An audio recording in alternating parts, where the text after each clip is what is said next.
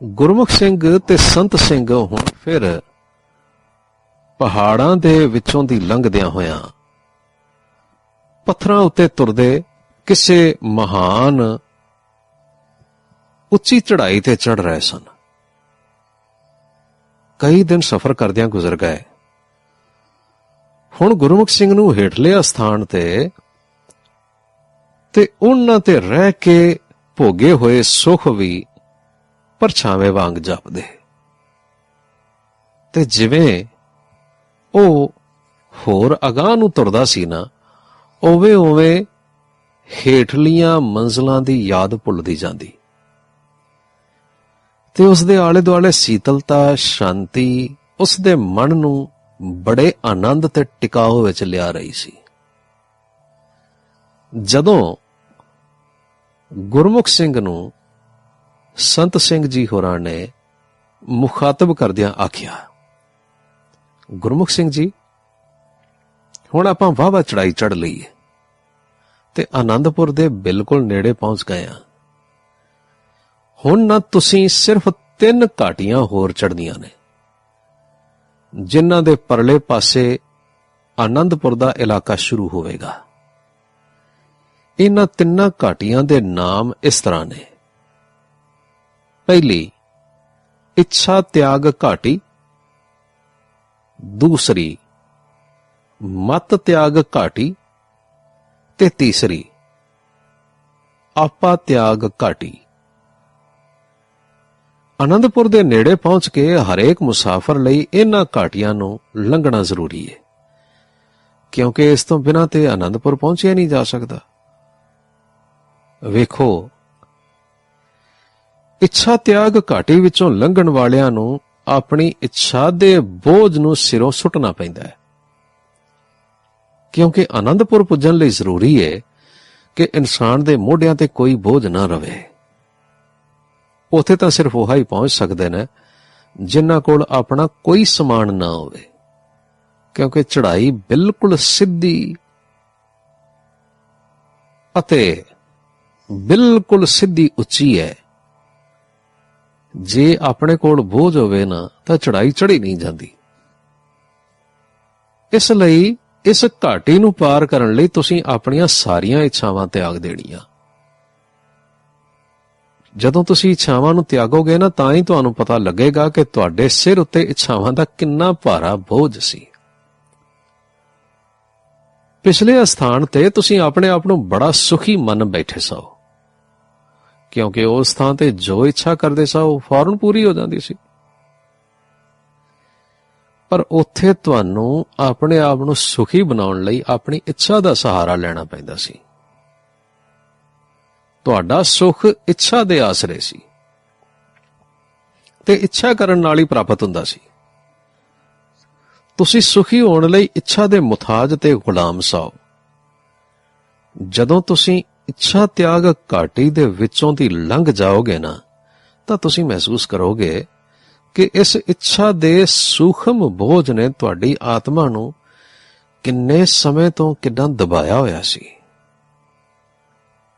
ਗੁਰਮੁਖ ਸਿੰਘ ਜਦੋਂ ਸੰਤ ਸਿੰਘ ਦੇ ਮਗਰ ਇੱਛਾ ਤਿਆਗ ਘਾਟੀ ਲੰਘ ਗਿਆ, ਤਾਂ ਉਸ ਨੂੰ ਪਹਿਲੀ ਵਾਰ ਮਹਿਸੂਸ ਹੋਇਆ ਬਈ ਸੱਚੀ ਮੁੱਚੀ ਉਹ ਬਹੁਤ ਹਲਕਾ ਹੋ ਗਿਆ ਹੈ। ਉਸ ਦੀ ਆਤਮਾ ਨੇ ਇੱਕ ਅਜੀਬ ਖੁਸ਼ੀ ਮਹਿਸੂਸ ਕੀਤੀ। ਉਸ ਦਾ ਜੋ ਭੁਲੇਖਾ ਸੀ ਨਾ ਬਈ ਜੇ ਇੱਛਾ ਨਾ ਰਹੇ ਤਾਂ ਇਨਸਾਨ ਹੀ ਨਹੀਂ ਰਹਿੰਦਾ, ਇੱਕ ਛਿਨ ਵਿੱਚ ਦੂਰ ਹੋ ਗਿਆ। ਉਸਨੇ ਪ੍ਰਤੀਤ ਕੀਤਾ ਬਈ ਇੱਛਾ ਤੇ ਇੱਕ ਖਿਡੌਣਾ ਸੀ, ਜਿਸ ਨਾਲ ਉਸ ਦੀ ਆਤਮਾ ਮੁੱਦਤਾਂ ਤੋਂ ਖੇਡ ਰਹੀ ਸੀ। ਪਰ ਇਸ ਖਿਡੌਣੇ ਨੂੰ ਤਿਆਗਣ ਨਾਲ ਉਸ ਦੀ ਆਤਮਾ ਜਿਉਂ ਦੀ ਤਿਉਂ ਕਾਇਮ ਹੈ। ਸਿਰਫ ਖਿਡੌਣੇ ਦਾ ਬੋਝ ਜਿਹੜਾ ਉਸ ਨੂੰ ਜਨਮਾਂ ਜਨਮਾਂਤਰਾਂ ਤੋਂ ਦਬਾਈ ਬੈਠਾ ਸੀ, ਇਹ ਬੋਝ ਉਸ ਦੇ ਸਿਰੋਂ ਲੱਥ ਗਿਆ। ਹੁਣ ਗੁਰਮੁਖ ਸਿੰਘ ਆਪਣੇ ਆਪ ਨੂੰ ਡਾਢਾ ਹਲਕਾ ਫੁਲਕਾ ਪ੍ਰਤੀਤ ਕਰ ਰਿਹਾ ਸੀ ਤੇ ਅਗਲੀ ਘਾਟੀ ਤੇ ਚੜ੍ਹਨ ਲਈ ਬਿਲਕੁਲ ਤਿਆਰ ਸੀ। ਇੱਛਾ ਤਿਆਗ ਘਾਟੀ ਦੇ ਲੰਘਣ ਮਗਰੋਂ ਦੂਸਰੀ ਘਾਟੀ ਮਤ ਤਿਆਗ ਘਾਟੀ ਸ਼ੁਰੂ ਹੋਈ। ਇਸ ਘਾਟੀ ਤੋਂ ਲੰਘਦਿਆਂ ਸੰਤ ਸਿੰਘ ਨੇ ਗੁਰਮੁਖ ਸਿੰਘ ਨੂੰ ਦੱਸਿਆ, ਬਈ ਇਸ ਘਾਟੀ ਤੋਂ ਲੰਘਣ ਵੇਲੇ ਸਾਰਿਆਂ ਨੂੰ ਆਪਣੀ ਹਰ ਪ੍ਰਕਾਰ ਦੀ ਮੱਤ ਪਿੱਛੇ ਛੱਡਣੀ ਪੈਂਦੀ ਹੈ। ਬੰਦੇ ਦੀ ਆਪਣੀ ਰਾਏ ਜਾਂ ਆਪਣਾ ਮਤ ਇਹ ਵੀ ਸੂਖਮ ਬੋਝ ਨੇ, ਜਿਹੜੀ ਆਤਮਾ ਨੂੰ ਸਦਾ ਦਬਾਈ ਰੱਖਦੇ ਨੇ ਤੇ ਸੱਚ ਤੱਕ ਅਪੜਨ ਤੋਂ ਰੋਕਦੇ ਰਹਿੰਦੇ ਨੇ। ਗੁਰਮੁਖ ਸਿੰਘ ਇਸ ਘਾਟੀ ਵਿੱਚੋਂ ਲੰਘਦਾ ਮਹਿਸੂਸ ਕਰ ਰਿਹਾ ਸੀ ਕਿ ਉਸ ਦੀਆਂ ਸਾਰੀਆਂ ਰਾਵਾਂ, ਸਾਰੇ ਨਿਸ਼ਚੇ, ਸਾਰੇ ਖਿਆਲ ਬੜੇ ਹੀ ਖੋਖਲੇ ਤੇ ਬੜੇ ਹੀ ਮੂਰਖਾਨਾ ਤੇ ਅਪੂਰਨ ਨੇ। ਉਹ ਦੂਸਰੇ ਇਨਸਾਨਾਂ ਨੂੰ ਗਲਤੀਆਂ ਕਰਦਿਆਂ ਵੇਖ ਕੇ ਜੋ ਆਪਣੀ ਰਾਏ ਵਿੱਚ ਉਹਨਾਂ ਨੂੰ ਤਰਸਯੋਗ ਹਾਲਤ ਵਿੱਚ ਸਮਝਦਾ ਸੀ ਨਾ, ਬੜੀ ਗਲਤੀ ਤੇ ਸੀ। ਉਸਨੇ ਆਪਣੀ ਰਾਏ ਅਨੁਸਾਰ ਲੋਕਾਂ ਵਿੱਚ ਜਿਹੜੀਆਂ ਚੰਗੇ ਜਾਂ ਮੰਦੇ ਦੀਆਂ ਵੰਡੀਆਂ ਪਾਈਆਂ ਸਨ, ਉਹ ਵੀ ਗਲਤ ਸਨ। ਇਸ ਘਾਟੀ ਤੇ ਖਲੋ ਕੇ ਉਸਨੂੰ ਇਸ ਤਰ੍ਹਾਂ ਨਜ਼ਰ ਆਇਆ ਬਈ ਦੁਨੀਆ ਵਿੱਚ ਕੋਈ ਵੀ ਵਿਅਕਤੀ ਗਲਤ ਜਾਂ ਮਾੜਾ ਕੰਮ ਕਰ ਹੀ ਨਹੀਂ ਰਿਹਾ, ਸਗੋਂ ਹਰ ਬੰਦਾ ਆਪਣੀ ਅਵਸਥਾ ਤੇ ਵਿੱਤ ਅਨੁਸਾਰ ਕਿਸੇ ਮੰਜ਼ਿਲ ਵੱਲ ਤੁਰ ਰਿਹਾ ਹੈ। ਇਨਸਾਨ ਦੀਆਂ ਸਭ ਦੁਰਘਟਨਾਵਾਂ ਦੇ ਵਿੱਚ ਵੀ ਰੱਬੀ ਪ੍ਰੇਮ ਦਾ ਇੱਕ ਸੁਨਹਿਰੀ ਅਸੂਲ ਕੰਮ ਕਰ ਰਿਹਾ ਹੈ। ਇਨਸਾਨ ਨੂੰ ਸਭ ਸਜ਼ਾਵਾਂ ਉਸ ਰੱਬੀ ਪ੍ਰੇਮ ਦੇ ਅਸੂਲ ਨੂੰ ਭੰਗ ਕਰਨ ਕਰਕੇ ਮਿਲਦੀਆਂ ਨੇ। ਜਦੋਂ ਕਿਸੇ ਇਨਸਾਨ ਨੂੰ ਆਪਣੀ ਗਲਤੀ ਦੀ ਸਮਝ ਆ ਜਾਂਦੀ ਹੈ, ਉਸੇ ਵੇਲੇ ਰੱਬੀ ਪ੍ਰੇਮ ਉਸ ਨੂੰ ਚੁੰਮ ਲੈਂਦਾ ਤੇ ਅਗਲੀ ਅਵਸਥਾ ਵਿੱਚ ਲਿਜਾ ਕੇ ਖੜਾ ਕਰ ਦਿੰਦਾ ਹੈ।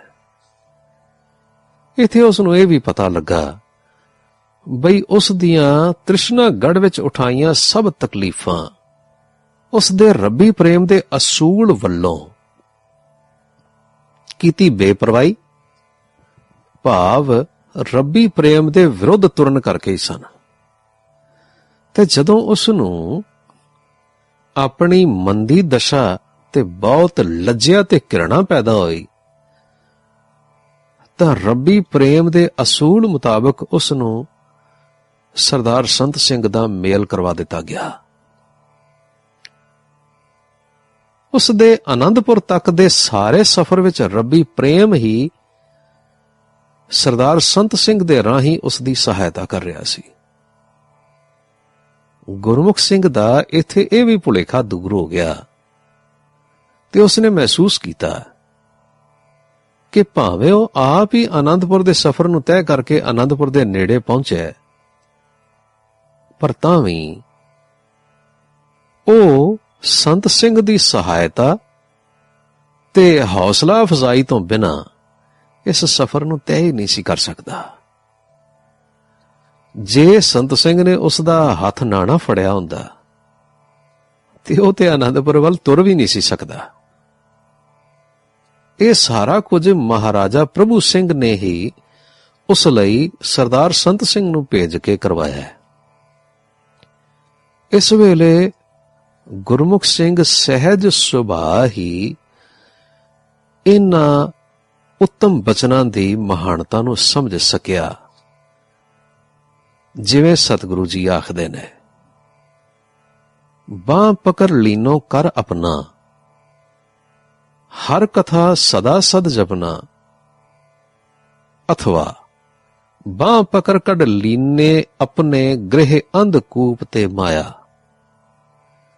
ਤੇ ਜਾਂ ਫਿਰ ਜਿਵੇਂ ਸਤਿਗੁਰੂ ਜੀ ਕਹਿੰਦੇ ਨੇ ਨਾ, ਹਮ ਰੁਲਤੇ ਫਿਰਤੇ ਕੋਈ ਬਾਤ ਨਾ ਪੁੱਛਤਾ, ਗੁਰ ਸਤਿਗੁਰ ਸੰਗ ਕੀਰੇ ਹਮ ਥਾਪੇ।